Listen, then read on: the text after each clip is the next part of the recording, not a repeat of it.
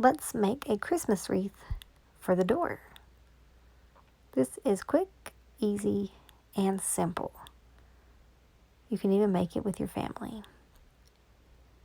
So to start, you just need a wire wreath, some ornaments of various sizes, and a hot glue gun. I also recommend that you have a little bit of creativity because it can be tricky in trying to decide what type of design you want.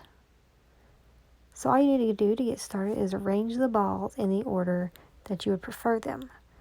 I suggest starting with the large ornaments and then placing smaller ornaments around the large ornaments. It does take some time trying to figure out where you want them, so just be patient and have fun. You need to basically glue all of the ornaments to the wire, and then you glue the smaller ones to themselves. It really isn't that hard, and you have a beautiful Christmas wreath for your door. Perfect for your family to enjoy making together.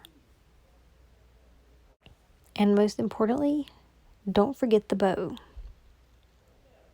I hope that you will make one of these wreaths with your family this year and enjoy Christmas together.